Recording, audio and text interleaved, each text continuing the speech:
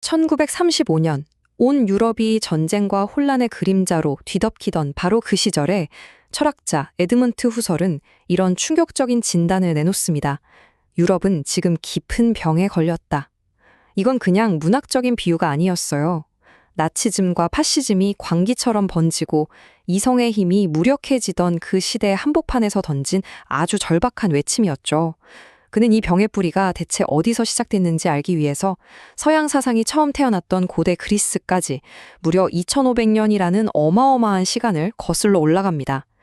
오늘 우리는 후설의 이 놀라운 지적 탐험을 함께 따라가 볼 텐데요. 유럽이라는 거대한 환자를 진단하고 그 병의 근원을 한번 파헤쳐 보겠습니다. 자, 우리는 후설의 진단을 따라서 몇 가지 핵심적인 질문들의 답을 찾아가 볼 겁니다. 먼저, 유럽이라는 환자는 대체 어떤 병을 앓고 있는 걸까요? 그리고 우리가 흔히 생각하는 처방전, 그러니까 자연과학의 방식을 따라하는 게 왜 오히려 병을 더 악화시키는 잘못된 처방전이라고 하는 걸까요? 또 이 모든 걸 가능하게 만든 아주 치명적인 편견의 정체는 뭘까요? 이런 질문들을 쭉 따라가다 보면요. 우리는 정신만이 가진 고유한 세계를 발견하게 될 거고요. 유럽 문명을 움직여온 무한을 향한 열망과도 마주하게 될 겁니다. 그리고 마침내 철학이 탄생했던 바로 그 순간에서 모든 문제의 실마리를 찾게 될 거예요. 보통 철학이라고 하면 막 어렵고 딱딱한 용어부터 떠올리잖아요. 그런데 후설은 아주 강력하고 직관적인 비유로 이야기를 시작합니다. 유럽 전체를 마치 한 명의 환자처럼 차가운 진찰대 위에 올려놓는 거죠. 이건 그냥 멋진 표현을 쓰려는 게 아니에요. 국가와 사회도 사람처럼 건강할 때가 있고 병들 때가 있다. 그렇기 때문에 과학적인 진단과 처방이 가능하다는 아주 대담한 선언인 셈입니다. 자, 이제 그의 날카로운 진단이 시작됩니다. 우리 몸이 아플 때를 한번 생각해 보자고요. 우리는 크게 두 가지 치료법을 알고 있죠.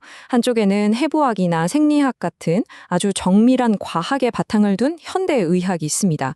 이 의학은 단순히 아픈 증상만 없애는 게 아니라 우리 몸이 어떻게 작동하는지 그 원리를 근본적으로 이해해서 병의 원인을 찾아내려고 하죠. 다른 한쪽에는 경험과 전통에 의지하는 자연요법 같은 게 있고요. 어떤 풀이 어디에 좋더라 하는 식의 경험적인 지식에 기반한 거죠. 후설은 바로 이 명확한 대비에서부터 이야기를 풀어가기 시작합니다. 자, 그런데 여기서 후설은 아주 날카로운 질문을 하나 던집니다. 우리 몸을 치료하는 이렇게 정밀한 과학적 의학은 있는데 왜 병든 국가나 사회를 위한 과학적인 의학은 없을까요? 역사학, 사회학, 정치학, 이렇게 인간의 정신과 문화를 연구한다는 수많은 학문들은 왜 이 거대한 위기 앞에서 아무런 힘도 못 쓰고 있는 걸까요?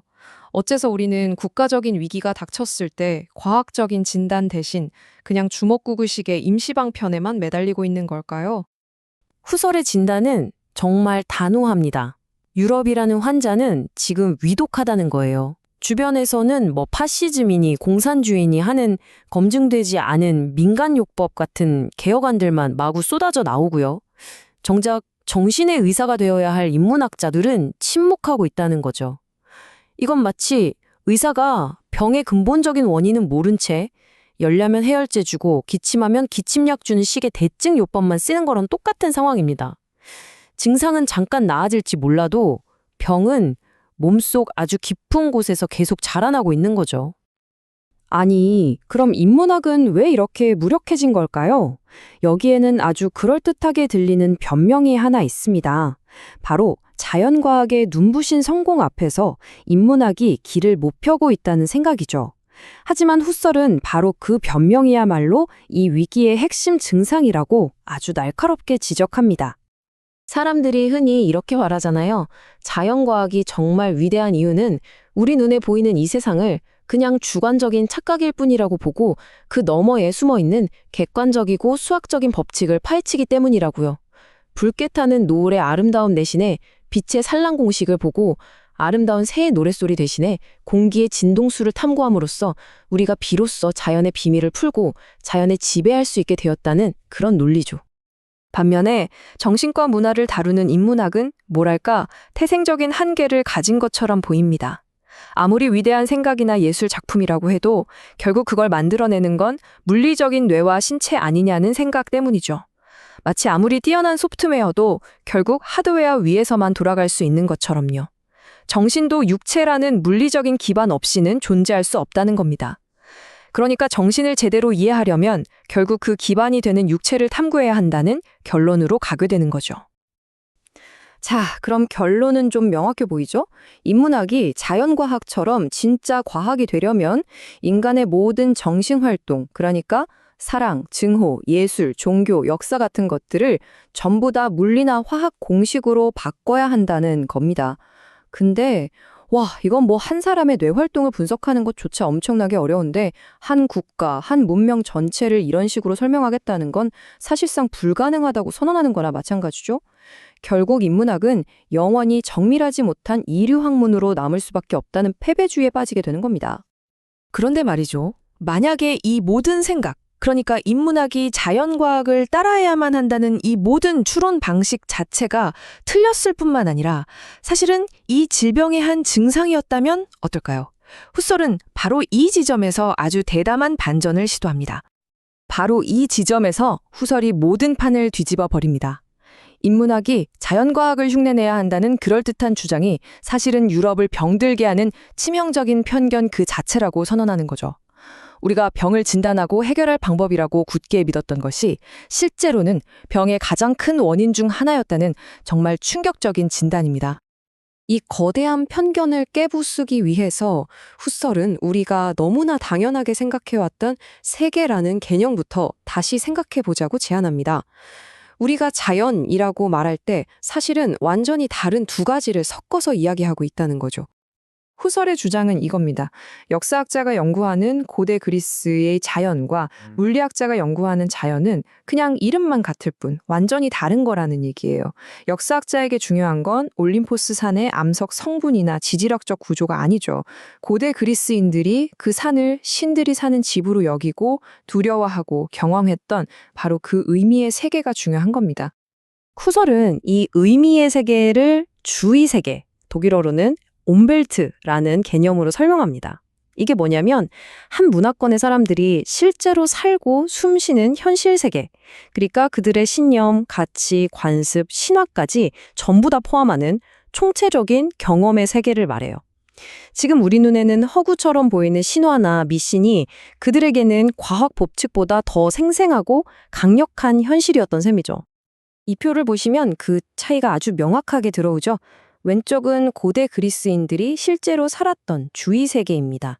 제우스의 번개가 있고 포세이돈의 파도가 실제로 존재하는 의미와 힘으로 가득 찬 공간이었죠. 반면에 오른쪽은 과학이 다루는 객관적 세계입니다. 원자, 에너지, 전기방전, 인과법칙 같은 것들로만 이루어져 있죠. 한쪽은 의미와 가치의 세계고 다른 한쪽은 측정과 법칙의 세계입니다. 이 둘은 결코 같은 것이 될 수 없어요. 그러니까 결론은 뭘까요? 이렇게 의미로 가득 찬 정신적인 세계, 즉 주의 세계를 설명하기 위해서 자연과학의 잣대를 들이대는 건 완벽한 넌센스라는 겁니다. 이건 마치 시의 아름다움을 설명하겠다면서 시집의 잉크 성분을 분석하는 거랑 똑같은 거죠. 후설은 여기서 한 발 더 나아가서요. 자연과학 그 자체도 결국 특정한 역사적 주의 세계 안에서 태어난 하나의 위대한 정신적 활동이라고 말합니다. 그렇기 때문에 과학이 정신을 설명하는 게 아니라 거꾸로 정신의 과학이 과학이라는 현상 자체를 설명해야 한다는 거죠. 자, 그럼 이제 질문이 바뀌어야 합니다. 자연과학으로 환원될 수 없는 이런 독특한 정신적 세계를 가진 유럽을 우리는 그럼 어떻게 정의해야 할까요? 수많은 다른 문명과 구별되는 유럽만의 고유한 정체성, 그 궁극적인 목적, 즉 텔로스는 과연 무엇일까요? 후설에게 유럽은 지도 위에 그려진 땅덩어리가 아닙니다. 이건 하나의 정신적인 이념이에요. 그래서 지리적으로는 멀리 떨어져 있는 미국은 정신적 유럽에 속하지만 유럽 땅에 살아도 그 이념을 공유하지 않는 집단은 유럽에 속하지 않는다고 말하기도 하죠. 중요한 건 당신이 어디에 있느냐가 아니라 무한한 이성적 과제라는 이 위대한 목표를 향해서 함께 나아가고 있느냐, 바로 그겁니다. 후설은 이 정신적인 목적이라는 게 생명체가 태어나고 늙고 죽는 생로병사와는 근본적으로 다르다고 딱 선을 긋습니다. 국가는 그냥 태어나서 성장하다가 죽는 단순한 유기체가 아니라는 거죠. 유럽이라는 정신의 목적, 그 텔로스는 유한한 완성이 아니라 무한함 그 자체를 향해 있습니다. 그것은 결코 도달할 수 없기 때문에 영원히 추구해야만 하는 저 하늘 너머의 별과 같은 것이죠. 좋습니다. 유럽이 이렇게 무한을 지향하는 독특한 정신적 프로젝트라면 이 급진적이고 새로운 이념은 대체 언제, 어디서 시작된 걸까요? 후설은 이제 모든 논의를 단 하나의 역사적인 기원으로 집중시킵니다. 후설은 그의 모든 논증을 역사의 한 폭발적인 순간으로 집약시킵니다. 오늘날 우리가 유럽이라고 부르는 이 정신의 DNA가 처음으로 형성된 바로 그 순간으로 말이죠. 후설이 지목하는 유럽 정신의 발상지는 어떤 특정한 장소가 아니라 특정한 시간과 민족입니다. 바로 기원전 7세기와 6세기의 고대 그리스. 인류 역사를 통째로 바꾼 위대한 정신적 돌연변이가 바로 이 시점, 이 사람들에 의해서 시작되었다고 그는 선언합니다. 이때 인류 역사상 정말 한 번도 없었던 완전히 새로운 존재 방식이 폭발적으로 나타납니다. 이건 그냥 새로운 지식의 발견이 아니었어요. 그것은 세계를 대하는 근본적으로 새로운 태도, 즉 이론적 태도의 탄생이었습니다. 당장의 쓸모나 이익 또는 종교적인 경외심 때문이 아니라 순수하게 알고 싶다는 그 열망 하나만으로 세계를 그 자체로 바라보기 시작한 최초의 순간이었던 거죠. 그리고 이것이야말로 정신적 유럽을 탄생시킨 빅뱅과 같은 순간이었습니다. 바로 철학의 탄생입니다. 이때의 철학은 그냥 개인의 지혜나 사색이 아니라 세상 모든 것의 근원을 파헤치고 그 보편적인 통일성을 이해하려는 무한하고도 야심찬 프로젝트였어요. 후설의 진단에 따르면 2500년 후 유럽이 겪는 이 끔찍한 위기의 시작은 정말 역설적이게도 바로 이 위대한 탄생의 순간에 이미 심어져 있었던 겁니다. 자, 에드문트 후설은요, 유럽이라는 말을 우리가 생각하는 것과는 조금 다르게 봤습니다. 그냥 지도상의 어느 지역, 이게 아니고요. 하나의 독특한 정신, 그 자체라고 본 거죠. 그럼 과연 무엇이 유럽을 유럽답게 만들었을까요? 후설은 그 실마리를 찾아서 아주 먼 옛날로 거슬러 올라갑니다. 바로 고대 그리스에서 인류 최초로 철학이 탄생했던 바로 그 경이로운 순간으로 말이죠. 이번 시간에는 후설을 따라서 유럽 정신이 처음 태동했던 그 현장으로 한번 가보려고 합니다. 인류의 생각을 완전히 뒤집어 엎고 끝없는 탐구의 시대를 열었던 바로 그 결정적인 순간을 말이죠. 우리는 먼저 무한이라는 개념이 어떻게 탄생했는지 살펴보고 그로 인해 어떤 새로운 태도가 생겨났는지 알아볼 겁니다. 그리고 모든 것을 시작하게 한 경이의 순간을 지나 전통에 맞서는 진리가 어떤 갈등을 낳았는지, 그리고 마침내 어떻게 새로운 인류가 등장하게 되는지 이 흐름을 따라가 보겠습니다. 후설은 엔텔레키라는 말을 쓰는데요. 이게 뭐냐면 어떤 존재가 가진 핵심 DNA, 그 고유한 목적 같은 거예요. 예를 들어 작은 도토리 안에는 앞으로 거대한 참나무가 될 모든 정보와 운명이 담겨 있잖아요. 바로 그것처럼 유럽이라는 정신 속에는 철학이라는 아주 특별한 씨앗이 심어져 있었다는 거죠. 그러니까 후설에게 철학은 그냥 여러 학문 분야 중 하나가 아니에요. 이건 완전히 차원이 다른 얘기입니다. 말하자면 유럽이라는 거대한 정신적 공동체를 탄생시킨 일종의 빅뱅 같은 거대한 사건이었던 셈이죠. 자, 그럼 그 첫 번째 열쇠부터 한번 풀어보죠. 바로 무한함의 발견입니다. 고대 그리스인들이 인류에게 준 선물은요, 이전과는 아예 차원이 다른 완전히 새로운 종류의 문화였습니다. 도대체 뭐가 그렇게까지 특별했던 걸까요?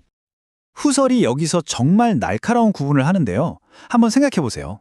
철학이 생기기 전에 인류가 만든 것들, 거대한 피라미드나 아주 정교한 도자기 같은 것들 말이죠. 이런 것들은 아무리 대단해도 결국엔 시간이 지나면 닳고 부서지고 언젠가는 사라지잖아요. 유한하죠. 그런데 그리스인들이 발견한 과학이나 철학은 완전히 다릅니다. 예를 들어서 피타고라스의 정리가 적힌 파피루스가 불타 없어진다고 해서 그 진리 자체가 사라지나요? 아니죠. 그 진리는 1000년 전에도 지금도 여기가 됐든 저 우주 끝이 됐든 언제 어디서나 똑같이 존재합니다. 바로 이 순간 인류는 물질이 아닌 관념, 즉 후설이 말하는 이념의 세계를 처음으로 발견한 겁니다. 이 이념이라는 걸 발견하면서 인류는 무한한 과제라는 정말 새로운 개념을 마주하게 됩니다. 자, 집을 짓는 일은 언젠가 완공이 되잖아요. 끝이 있죠. 그런데 정의란 무엇인가? 또는 아름다움이란 뭘까? 이런 질문에 대한 탐구가 과연 끝이 있을까요? 하나의 답을 찾으면 그 답에서 또 다른 질문이 꼬리에 꼬리를 물고 생겨납니다. 마치 거대한 나무가 하늘을 향해서 끝도 없이 가지를 뻗어나가는 것처럼요. 지식의 탐구라는 건 결코 완성되지 않고 무한히 계속되는 여정이 된 겁니다. 이런 변화는 진리에 대한 인류의 태도 자체를 완전히 180도 바꿔놓았습니다.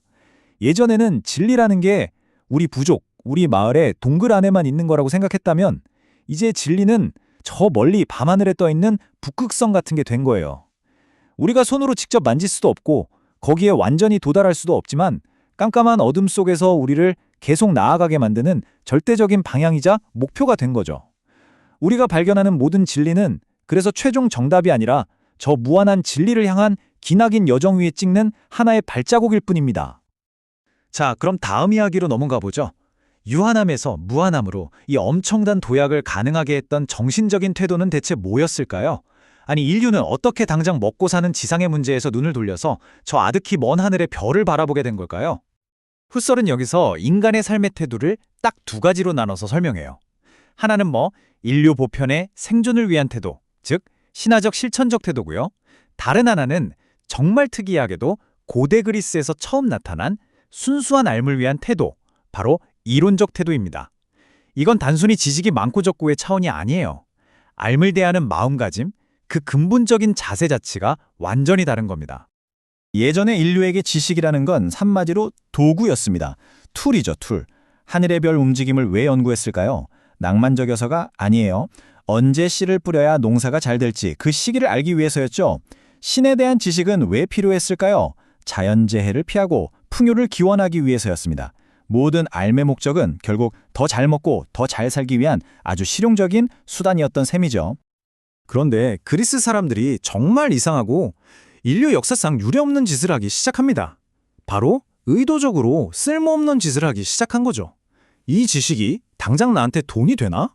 이게 내일 먹고 사는데 무슨 도움이 되지? 이런 질문들을 그냥 싹 다 일시정지시켜버린 거예요. 그리고는 순수하게 알고 싶다는 그 열망 하나에만 집중하는 거죠. 후설은 이걸 에포케, 즉 판단중지라고 불렀는데요. 마치 세상의 시끄러운 소음들을 다 차단하는 노이즈 캔슬링 헤드폰을 딱 끼는 것처럼요. 모든 실용적인 관심을 꺼버리고 오직 순수한 관찰자가 되는 겁니다.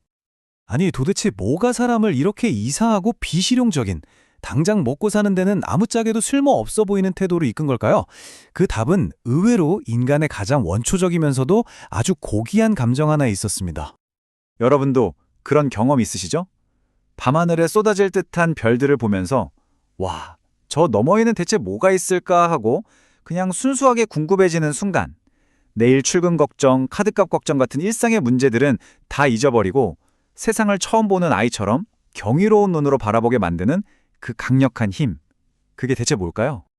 플라톤도 아리스토텔레스도 똑같이 말했습니다. 철학의 시작은 바로 경이, 그리스어로 타우마제인에서 비롯된다고요.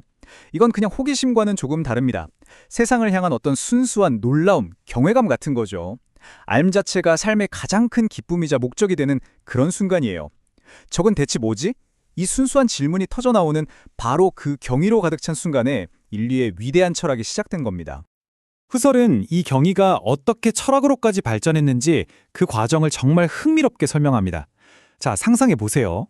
옛날 그리스 사람들은 배를 타고 여기저기 교역을 많이 했잖아요. 근데 다른 나라에 가보니까 새삼에 우리가 믿는 신과 전혀 다른 신을 믿고 우리가 당연하다고 생각하는 걸 저 사람들은 이상하게 생각하는 거예요. 완전 문화 충격이죠. 그때 깨닫게 되는 겁니다. 아, 우리가 절대적인 진리라고 믿었던 건 그냥 우리만의 의견, 즉 독사였을 뿐이구나. 그럼 이 모든 서로 다른 의견들을 넘어서는 누가 봐도 맞는 진짜 알, 에피스테메는 과연 무엇일까? 바로 이 위대한 질문에 자기 인생 전체를 던진 사람들이 나타난 겁니다. 그들이 바로 인류 최초의 철학자들이었죠. 자, 네 번째 이야기로 넘어가 보죠. 이렇게 왜? 라고 묻기 시작한 새로운 정신이 아무런 의심 없이 모든 걸 받아들이던 낡은 전통의 세계와 과연 평화롭게 지낼 수 있었을까요? 천만에요. 이건 불과 기름 같은 관계였죠. 거대한 충돌은 피할 수 없는 운명이었습니다. 철학하는 인간의 핵심적인 태도는 딱 하나입니다. 그냥은 안 넘어간다. 조상 대대로 그래 왔으니까, 남들이 다 그렇게 하니까 이런 거 절대 안 통하는 거죠. 왜? 그 근거가 뭔데? 하고 이성적인 답변을 끝까지 요구하는 겁니다. 모든 것을 의심하고 모든 것에 질문을 던지는 정말 피곤한 정신이죠. 철학의 탄생을 그러니까 사회적 혁명의 시작이었습니다. 객관적인 진리를 찾겠다는 이 움직임은 기존의 모든 전통과 권력의 기반을 뿌리부터 뒤흔드는 일이었으니까요. 당연히 사회는 둘로 쪼개지고 정치적인 갈등이 생겨날 수밖에 없었죠. 결국 어떻게 됐을까요? 맞습니다. 박해를 받기 시작하죠. 악법도 법이다라는 말을 남기고 독배를 마셔야 했던 소크라테스의 죽음. 이게 바로 이 새로운 정신과 낡은 세계 사이의 비극적인 충돌을 가장 상징적으로 보여주는 사건일 겁니다. 하지만 그 어떤 박해나 억압도 한번 깨어난 이성의 빛을 영원히 꺼버릴 수는 없었습니다. 후설의 이 말이 정말 멋있죠? 이념은 경험에 뿌리박은 어떤 힘보다도 더 강하다.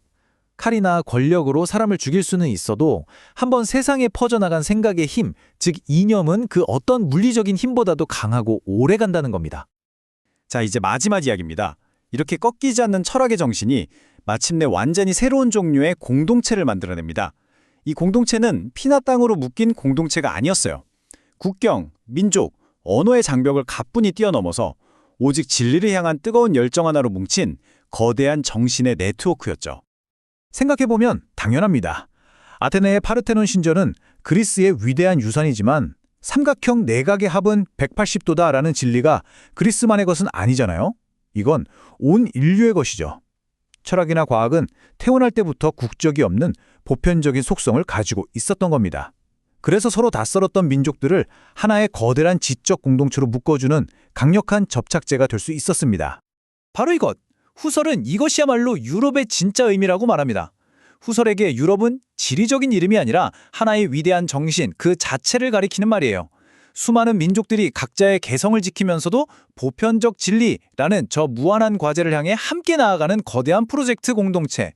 철학이라는 단 하나의 나침반을 따라서 함께 항해하는 거대한 함대. 이것이 바로 후설이 생각한 정신으로서의 유럽입니다. 그럼 이 거대한 함대의 최종 목적지, 후설이 말하는 그 텔로스는 뭘까요? 바로 이 보편적인 이성의 힘으로 인류 전체를 더 나은 길로 이끄는 것. 깜깜한 바다를 헤매는 다른 배들을 위한 등대가 되어주는 것. 이것이 바로 유럽 정신이 짊어진 궁극적인 사명이라고 본 겁니다. 자, 지금까지 들어보면 정말 멋진 이야기 아닌가요? 이성을 통해 무한한 진리를 향해 나아가는 위대한 정신의 탄생. 이게 바로 후설이 들려주는 유럽의 탄생 신화였습니다. 하지만 바로 이 지점에서 우리는 정말 불편하고도 피할 수 없는 질문과 마주하게 됩니다. 후설 자신도 이 질문 때문에 평생을 고뇌했죠. 만약 이성이 그토록 위대하고 강력한 빛이라면 대체 왜 20세기의 유럽은 인류 역사상 가장 끔찍한 야만과 전쟁이라는 깊고 어두운 심연으로 빠져들어야만 했을까요? 혹시 그 빛이 너무 강렬해서 바로 그 빛 때문에 가장 짙은 그림자가 만들어진 건 아닐까요? 이 무거운 질문에 대한 후설의 고뇌에 찬 대답은 우리의 마지막 이야기에서 계속 이어가 보도록 하겠습니다. 자, 후설의 강연, 유럽 학문의 위기와 초월론적 현상학을 깊이 들여다보는 세 번째, 그리고 드디어 마지막 시간입니다. 우리가 지난 2시간에 걸쳐서 따라온 이야기가 뭐였죠?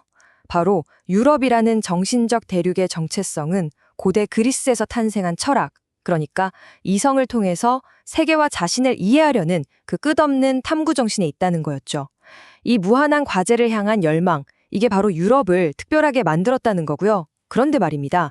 바로 이 지점에서 아주 날카로운 역설이 우리를 기다리고 있습니다. 만약에 유럽의 본질이 이성이라면 도대체 왜 그 이성 자체가 지금 유럽을 위기로 몰아넣는 원인이 될 수 있다는 걸까요? 이성은 우리의 구원자입니까? 아니면 이 병의 원인 그 자체인가요? 후설은 이 거대한 모순을 피하지 않고 정면으로 파고들기 시작합니다. 이 슬라이드에 있는 질문, 이거 그냥 수사적으로 던져보는 게 아닙니다. 이건 후설이 자기 자신에게 그리고 자신의 시대를 향해 던지는 가장 정직하고 또 가장 아픈 질문이에요. 아니, 당신 지금 실패로 끝난 합리주의를 옹호하려는 거 아닙니까?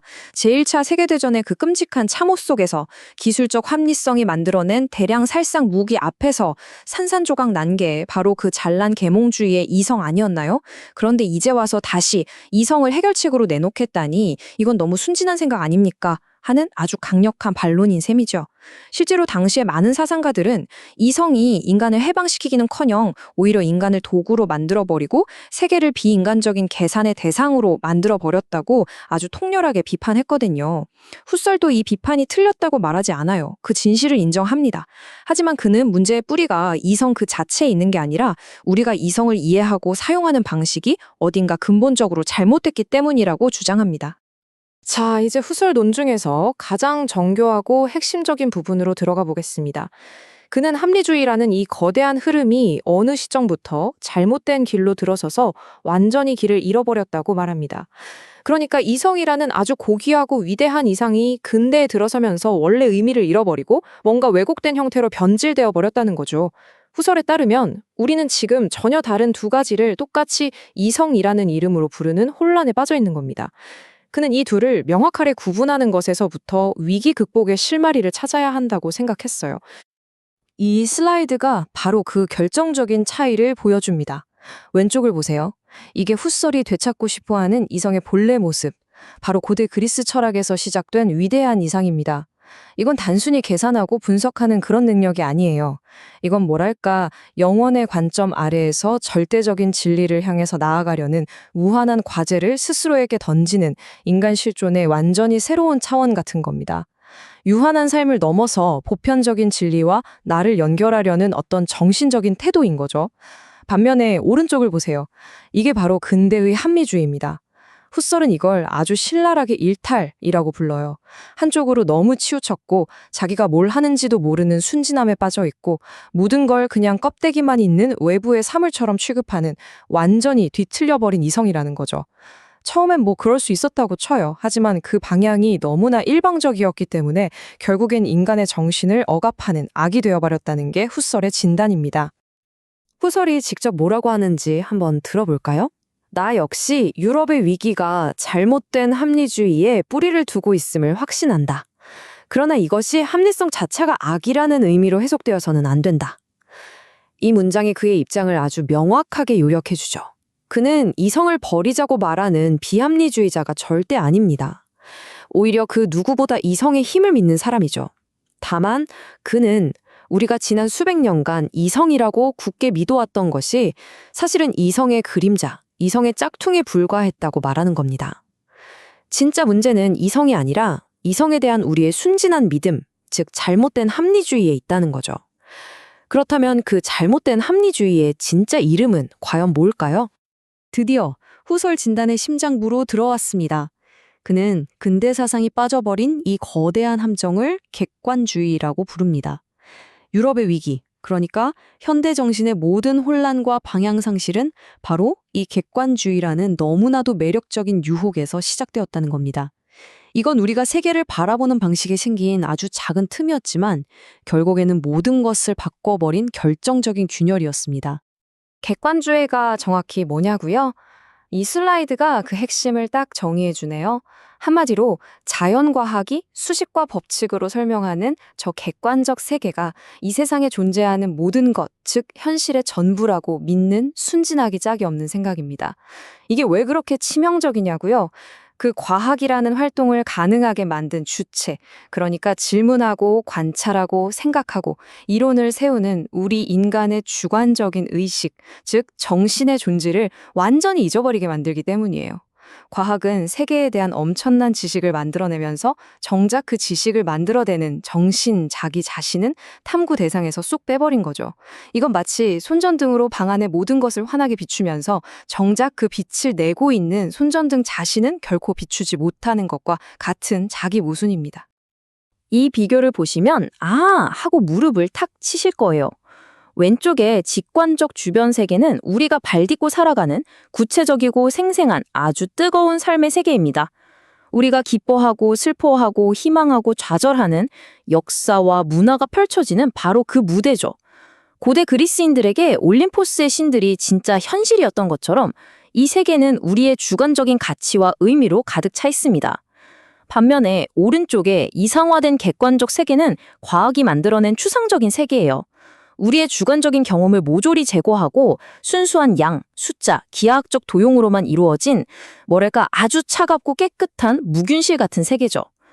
객관주의의 치명적인 실수는 바로 이 오른쪽 과학적 탐구를 위해 인위적으로 만들어낸 이 지도를 왼쪽에 있는 실제 살아 숨쉬는 땅 그 자체라고 착각해버린 겁니다. 이 슬라이드는 그 거대한 착각이 어떻게 역사적으로 마치 잘 짜인 각본처럼 진행되었는지를 보여줍니다. 자, 1단계. 철학기 전의 인간은 그냥 자기 주변 세계 속에서 그게 세상의 전부인 양 순진하게 살아갑니다. 그러다 2단계, 고대 그리스 철학이 이 세계를 처음으로 객관화해서 사물 자체들로 이루어진 우주로 바라보기 시작해요. 이게 바로 이론적 태도의 시작이죠. 3단계, 갈릴레이 같은 근대 과학이 등장해서 이 객관적 세계를 수학이라는 언어로 완벽하게 기술하는 방법을 찾아내고 엄청난 성공을 거둡니다. 바로 여기서 이 눈부신 성공 때문에 4단계라는 결정적인 오류가 발생하고 맙니다. 자연을 탐구하는데 이렇게 성공적이었던 이 방법을 이제 인간의 정신에까지 그냥 막 적용해버린 거예요. 정신마저도 자연의 일부, 즉 수학적 세계 안에 존재하는 인과 법칙의 지배를 받는 또 하나의 대상처럼 취급해버린 거죠. 이 과정의 비극은 각 단계가 나름대로 다 합리적으로 보인다는 점이에요. 하지만 그 결과는 과학이 자신의 출발점이자 토대인 삶의 세계를 완전히 잊어버리는 길로 이어졌습니다. 그렇다면 객관주의에 빠져서 자기 뿌리를 잊어버린 과학은 구체적으로 어떤 문제를 낳게 될까요? 후설의 표현을 빌리자면 과학은 세계에 대해서는 엄청나게 많은 것을 알게 됐지만 정작 자기 자신에 대해서는 아무것도 모르는 기묘한 맹인이 되어버렸다는 겁니다. 그 지식의 토대가 뭔지, 그 지식의 의미가 뭔지에 대해서는 완전히 눈을 감아버린 거죠. 바로 이 문장이 그 맹목성을 정확하게 꿰뚫습니다. 과학자는 연구되지 않는다. 과학은 객관적인 자연 세계에만 모든 관심을 쏟은 나머지 그 과학 활동을 수행하는 주체, 즉 생각하고, 질문하고, 가설을 세우고, 실험하는 이 모든 정신적 활동을 하는 과학자 자신을 탐구 대상에서 제외시켜버립니다. 인류 역사상 가장 위대한 정신적 성취인 과학을 이루어내면서도 바로 그 정신 자체의 본질에 대해서는 아무런 질문도 던지지 않는 이 기이한 자기 망각, 이게 바로 위기의 핵심이라는 겁니다. 이 질문은 객관주의가 빠진 논리적 부조리함을 드러냅니다. 자연과학이라는 역사적 사건을 설명하기 위해 자연과학과 그 법칙을 끌어들이는 것은 비상식적이고 순환적인 것이 아닌가? 당연히 그렇죠. 자연과학이 어느 날 하늘에서 뚝 떨어진 게 아니잖아요. 이건 특정한 역사적 상황 속에서 인간의 정신이 만들어낸 하나의 위대한 문화적 산물입니다. 그런데 어떻게 그 산물이 자기 자신의 탄생과 존재 이유를 스스로 설명할 수 있겠어요? 이건 마치 셰익스피어의 위대함을 설명하겠다고 햄릿에 등장하는 단어들의 빈도수를 분석하는 것과 똑같은 겁니다. 근본적인 차원을 완전히 놓치고 있는 거죠. 근대 과학의 맹점을 한번 정리해 볼까요? 첫째, 우리가 실제로 살아가는 이 직관의 세계는 과학 활동의 작업 공간으로 당연하게 전제될 뿐 그 자체로는 절대 탐구 대상이 되지 않아요. 둘째, 우리의 생생한 경험이 어떻게 추상적인 수학 공식으로 바뀌는지 그 방법 자체에 대해서는 아무도 의문을 제기하지 않습니다. 셋째, 심지어 천재 아인슈타인의 상대성 이론 같은 거대한 혁명조차도 기존의 공식을 바꿨을 뿐이지 자연을 우리와 상관없는 객관적 대상으로 바라보는 그 순진한 태도 자체는 조금도 바꾸지 못했다는 겁니다. 그리고 넷째, 결국 과학적 방법이라는 것의 합리성은 궁극적인 근거도 없는 어떤 원리들을 그냥 받아들이는 데서 출간하는 상대적인 합리성에 불과하다는 결론에 이르게 됩니다. 한마디로 과학은 자기가 딛고 서 있는 바로 그 땅 자체를 보지 못하는 거예요. 자, 이제 객관주의가 낳은 가장 파괴적이고 재앙적인 결과에 대해 이야기할 시간입니다. 그건 바로 근대 사상이 인간의 정신, 즉 우리의 영혼을 그 자체의 고유한 방식으로는 전혀 이해할 수 없게 되었다는 점입니다. 정신을 이해하려는 모든 시도는 결국 정신을 물질로 바꾸거나 자연의 법칙으로 설명하려는 어리석은 시도로 끝나버리고 말았습니다. 후설의 이 말 정말 날카롭죠? 정신을 실제라고 아마도 육체에 딸린 부속물이자 자연 안에 시공간적 존재를 가진다고 말하는 것은 부조리다. 근대사상은 정신을 마치 뇌의 한 기능이나 물리적인 물건처럼 다루려고 해요. 우리의 의식, 사랑, 정의, 진리 같은 정신적인 현상들을 뇌의 화학작용이나 전기신호로 설명하려고 하죠. 하지만 이건 근본적인 범주 오류입니다. 망치로 나사를 박으려는 것과 같아요. 사랑의 기폐를 어떻게 뇌 스캔 이미지로 측정할 수 있고 정의의 가치를 어떻게 화학 방정식으로 바꿀 수 있겠어요? 정신은 자연 세계의 사물들과는 전혀 다른 방식으로 존재하는 실제입니다. 이 표는 객관주의가 만들어낸 잘못된 이원론이 어떻게 막다른 길에 다다랐는지를 보여줍니다. 자연과학은 연구의 순수성을 위해 정신적인 건 싹 다 빼고 오직 자연만 다루죠. 그러니까 스스로 완결된 아주 자율적인 학문처럼 보여요. 반면에 이걸 어설프게 따라하려는 정신과학은 어떨까요? 정신을 다루면서도 그 물리적 토대인 몸에서 벗어날 수 없다고 생각하니까 늘 파편적이고 자연과학에 의존하는 2등 학문 신세가 되고 맙니다. 결국 정신에 대한 진정한 과학은 불가능하다는 결론에 이르게 되고 모든 정신현상을 자연현상으로 설명하려는 자연주의가 유일하게 과학적인 태도인 것처럼 보이게 되는 거죠. 이 구도 안에서 정신은 자기만의 왕국을 잃고 자연이라는 거대 제국의 변방 식민지로 전락하고 맙니다. 심리학의 두 가지 접근 방식을 비교해보면 이 문제가 확 와닿으실 겁니다.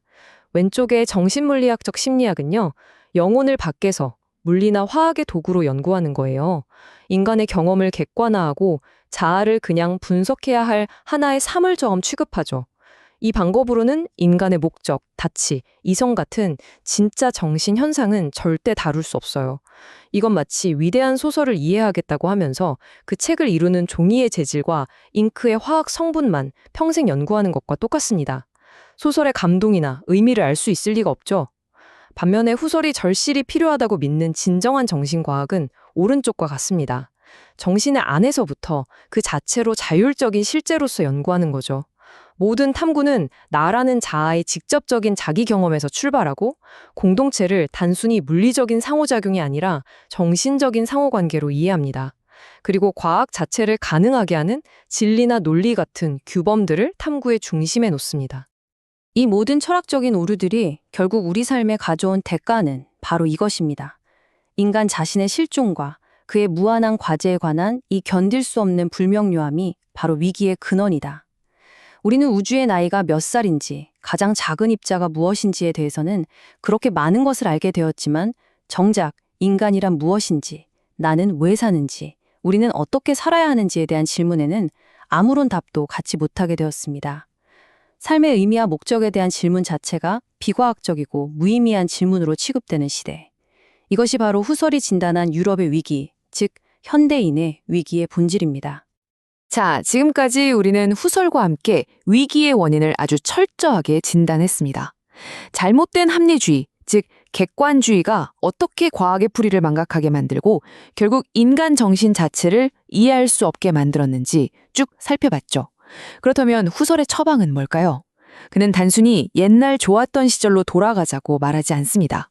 그는 모든 것을 근본에서부터 다시 생각하는 아주 급진적인 해결책, 즉 새로운 과학이자 새로운 사유 방식인 현상학을 제안합니다. 유일한 탈출구는 정신이 자기 자신에게로 급진적으로 되돌아가는 것뿐입니다. 객관주의의 오류가 정신이 순진하게 바깥 세계로만 향해서 자기 자신을 잊어버린 것이었다면 이제는 그 시선의 방향을 180도 돌려서 정신 그 자체의 내면을 철저하게 들여다봐야 한다는 것이죠. 이것이 바로 현상학적 전회의 출발점입니다. 후설의 핵심적인 철학적 혁신인 지향적 현상학, 말이 좀 어렵죠. 한마디로 정신으로서의 정신에 대한 과학입니다. 이게 어떻게 객관주의를 극복하냐면요. 우선 세상은 저 밖에 객관적으로 존재한다는 그 순진한 믿음을 잠시 멈춥니다. 그리고 철학자 자신의 순수한 자아, 즉 이론적 관조자의 입장에서 시작하는 거예요. 이렇게 한번 생각해보죠. 세계는 우리가 수동적으로 관람하는 한 편의 영화가 아닙니다. 오히려 우리 각자가 자신의 의식이라는 카메라로 적극적으로 연출하고 제작하는 영화에 가깝죠. 현상학은 바로 그 영화가 어떻게 만들어지는지를 연구하는 학문입니다. 이론적 관조자가 된다는 건 영화 감독이 편집실에 앉아서 모든 선입견을 버리고 날것의 필름들을 살펴보는 것과 같아요. 그리고 정신이 어떻게 자신의 지향적 경험들, 즉 무한가를 의식하고, 지각하고, 상상하고, 판단하는 활동들을 통해서 체계적으로 자신만의 의미 있는 세계와 그 안의 모든 대상을 구성해 나가는지를 분석하는 겁니다. 세계가 그냥 저기 있는 게 아니라 우리의 정신활동을 통해서 비로소 우리에게 의미 있는 세계로 나타난다는 것을 밝히는 것이죠. 이 강력한 인용문은 현상학의 대담한 선언을 담고 있습니다. 정신, 그리고 오직 정신만이 그 자체로 그리고 그 자체를 위해 존재하는 자이다.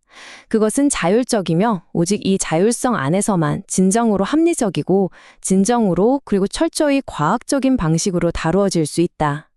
이건 근대 사상의 전제를 완전히 뒤집는 말입니다. 자연이나 물질이 아니라 정신이야말로 유일하게 스스로의 법칙에 따라 움직이는 자율적인 존재 영역이며 따라서 흔들리지 않는 절대적인 학문의 유일한 토대가 될 수 있다는 선언이죠. 이 슬라이드는 현상학적 방법이 앞에서 진단했던 위기의 증상들을 어떻게 직접적으로 치유하는지를 보여줍니다. 첫째, 정신 그 자체를 체계적이고 과학적인 경험의 장으로 만듭니다. 둘째, 과학을 그것을 생산하는 정신의 활동에 근거시킴으로써 과학이 과학 자신을 설명하지 못하던 자연주의의 순환 논리를 피하게 되죠. 셋째, 객관적 자연을 우리와 분리된 실제가 아니라 우리 정신의 구성활동을 통해 비로소 의미를 갖게 되는 것으로 드러냅니다. 넷째, 타인을 단순히 내 바깥에 있는 대상이 아니라 나의 세계 안에서 나와 더불어 세계를 구성하는 존재, 즉 서로 안에 있고 서로를 위해 있는 존재로 이해함으로써 고립된 자아의 문제를 극복하고요. 그리고 마지막으로 이 모든 것을 통해 인간의 실존과 그 무한한 과제를 명료하게 해줄 궁극적인 합리성을 제공합니다. 자, 이제 이 긴 탐구의 결론에 이르렀습니다. 후솔은 문제의 진단과 해결책 제시를 넘어서서 유럽 인류 앞에 하나의 심오하고도 운명적인 선택지를 제시합니다.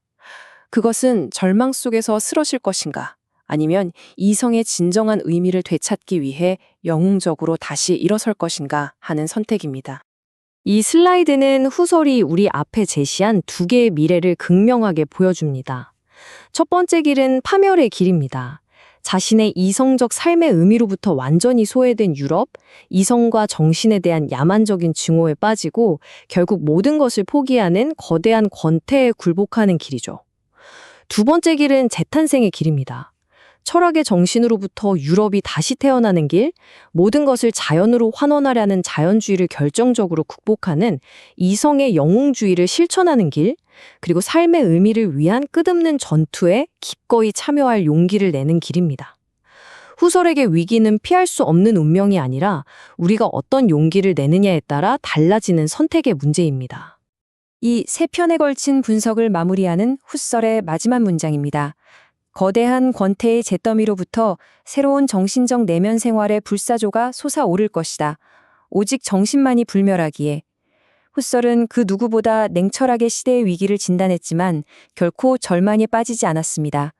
그가 제시하는 희망은 우리가 이성의 왜곡된 그림자가 아닌 진정한 힘을 회복하고 우리 자신과 세계의 의미를 향한 무한한 과제를 다시 시작할 때 인류의 미래가 새롭게 열릴 수 있다는 굳건한 믿음입니다. 정신만이 불멸한다는 이 마지막 말은 시대를 넘어 오늘을 살아가는 우리에게도 깊은 울림과 함께 성찰의 과제를 남깁니다.